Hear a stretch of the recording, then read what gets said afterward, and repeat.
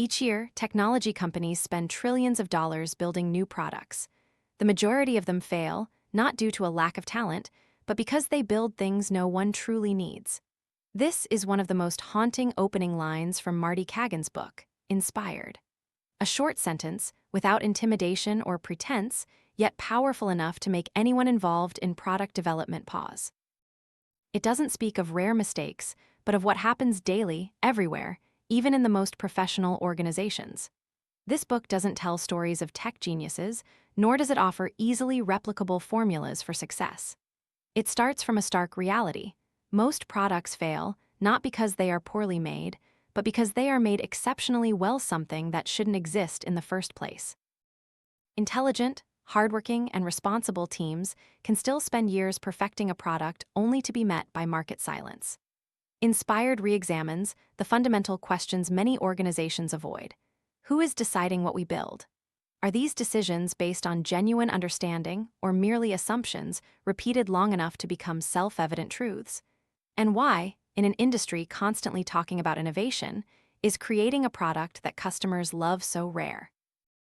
What makes this book different isn't flowery language or flashy examples. It's its perspective.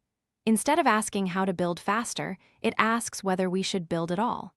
Instead of focusing on processes, it focuses on people and decision-making culture. Instead of promising success, it forces readers to confront familiar failures that are rarely named correctly. The problem posed from the outset is far from comfortable. If the product you're working on is built according to the right process, on schedule, on time, but still fails to create real value, what then is wrong? And if that error isn't in the technical execution or the effort, where does it lie?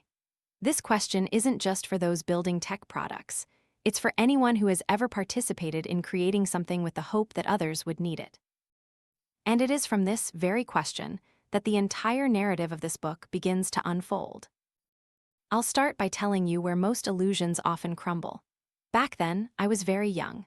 I worked in an excellent engineering team at a technology company revered by the entire industry. We were building a product that, from a technical standpoint, was almost flawless. Complex algorithms, impressive performance, strict quality standards. We worked tirelessly, sacrificing evenings and weekends, believing we were creating something massive. When the product launched, the press lauded it. Internally, there was celebration. Everything looked like a success story. Then, the market responded with silence. No one bought, no one used, no one needed it. That moment left a deep crack within me, not because of the failure, but because of an inescapable question. If such a capable and hardworking team could still create a meaningless product, where did the real problem lie? Not in the technology, not in the effort, but in the initial decision of what we should build. The problem wasn't building it the wrong way, but building the wrong thing. From that question, I began to re-examine the entire tech industry's approach to product creation, and I realized something deeply uncomfortable. Most organizations don't fail due to a lack of capability, but because they've never truly understood what their product is. A tech product isn't just software, nor is it just a feature. It's a complete entity. It encompasses how users discover it, how they understand it, how they use it, how they encounter problems, how they receive support, and even how the business monetizes it. An e-commerce product doesn't end at the purchase button. A media platform doesn't stop at the content. A product is the entire experience a customer goes through to derive value. When we understand this, the differences between a technology company's stages become clear. In the early stage, everything revolves around a race for survival. There's no product-market fit yet, no clear business model, nothing certain except time and financial pressure. At this stage, only one question exists. Does what we're building truly solve a sufficiently large need? Without product-market fit, everything else is irrelevant. Once that threshold is crossed, the company enters a growth phase. Headcount increases, teams expand, and the product is no longer just one, but an entire portfolio. And it's here that disarray begins to appear. Teams lose sight of the big picture, infrastructure becomes strained, and decisions slow down. Methods effective in the early stage become insufficient.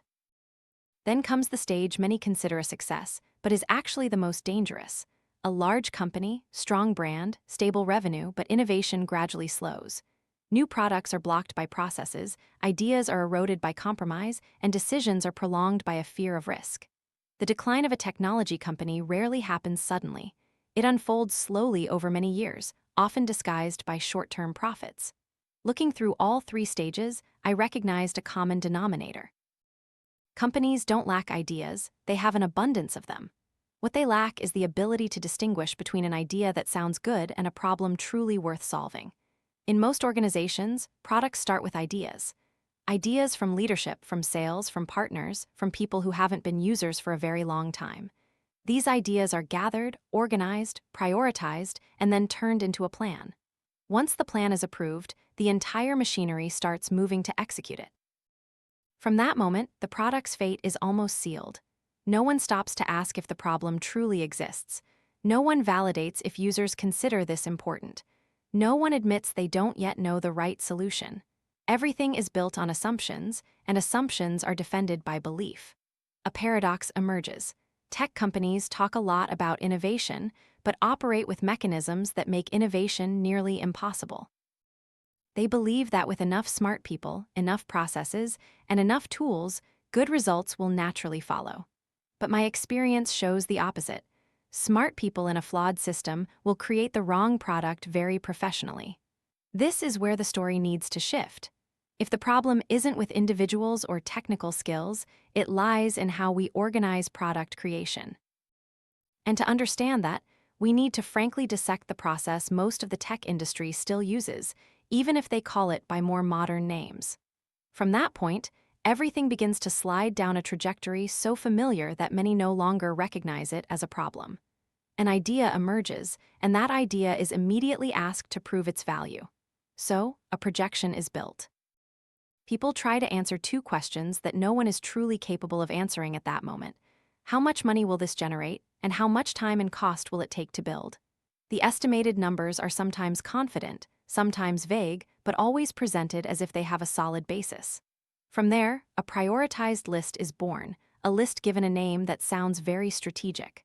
Once an idea is placed on the plan, it begins to be treated as a commitment, no longer a hypothesis. At that point, the organization feels secure. Everything is in order. Everyone knows what they need to do in the next quarter or even the next year. But this sense of security comes at a very high price. It turns unvalidated assumptions into implicit promises, and once it's a promise, very few dare to question it again. When an item reaches the top of the list, the responsible person is tasked with clarifying it, not by understanding if users truly have that problem, but by gathering desires from stakeholders. Every small request is recorded, every detail added, documents grow thicker, and the feeling of control increases. But understanding of the actual problem does not. The role of discovery is replaced by the role of documentation. Then its designs turn. But by now, the framework is already set. The question is no longer which problem to solve, but how to present a solution that has already been decided. Design is relegated to a cosmetic role, trying to make the predefined thing look easier to use, prettier, more consistent. Rarely is there an opportunity to go back and ask if this direction is correct. Then it comes to engineering. The smartest people in the room, those capable of seeing risks, recognizing complexity, and finding better approaches. But they arrive too late. What they receive is not a problem to solve, but a list of tasks to complete. They do their part very well. They break down work, optimize performance, test, and deploy. When engineers are only used to write code, the organization uses only half their value. Finally, the product launches. A campaign is rolled out, an internal announcement is sent, a report is presented, and then reality sets in. Users are indifferent. They don't use it, or they use it and abandon it, or they use it but it doesn't bring the expected business value. At that moment, the familiar question arises. Why? There's a truth many organizations find very difficult to accept. At least half of product ideas won't work, not because they're poorly executed, but because they're not important enough to users. And even with the other half, the first version rarely delivers the expected results. True value often only emerges after many rounds of adjustment, but traditional processes are not designed to accept this. They assume we can know the outcome beforehand. They assume thorough planning will reduce risk. In reality, it only delays confronting risk until the latest possible moment when costs are highest. Risk doesn't disappear just because we ignore it, it only becomes more expensive. Many believe that lean or agile will solve this problem, but most only apply them superficially. Teams divide work into shorter sprints, they meet more frequently, they use new terminology, but the essence remains unchanged. Big decisions are still made very early. Validation still occurs after the product has been built. Agile becomes a tool for delivering tasks faster, not for learning faster. The strong teams I've worked with are different. They don't look for formulas, they don't believe in magic. They accept that the future of a product is precisely unpredictable.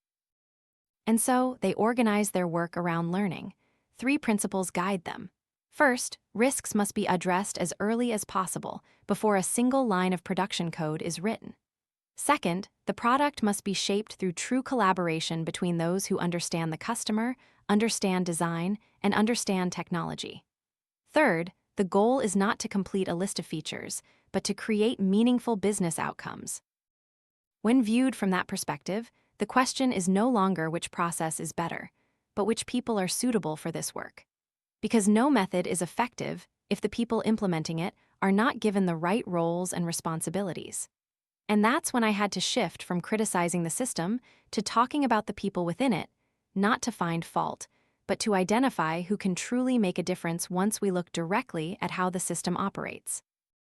There's no turning back from confronting the hardest question. If processes can't save the product, what then is the decisive factor? The answer isn't in diagrams or tools. It lies in the people entrusted with creating the product and the level of trust the organization places in them. In the most effective teams I've seen, there's a very clear commonality. They are not organized around completing tasks. They are organized around results. No one is given a task simply to execute a list. Each team exists to solve a real problem for users and for the business. A strong product team isn't responsible for asterisk finishing. They are responsible for doing the right thing asterisk. At the heart of the team is a role often most misunderstood. The person responsible is not someone who collects requirements, nor is it someone who satisfies all stakeholders. Their core job is to determine which problems are worth solving. In a specific business context, with specific resources, they must live with unvalidated assumptions and be responsible for transforming them into understanding. The responsibility of a product leader is not to have ready-made answers, but to know how to find the right answers. This demands a very high level of commitment. There's no room for ambiguity, no room for blaming the process or top-down decisions. When a solution doesn't deliver results, responsibility isn't hidden behind documentation. It's placed on the shoulders of those who chose that direction. However, that person doesn't work alone. If they work alone, the product will fail. Beside them are people with deep understanding of human behavior, not to make the interface pretty, but to ensure that the solution can be understood, used.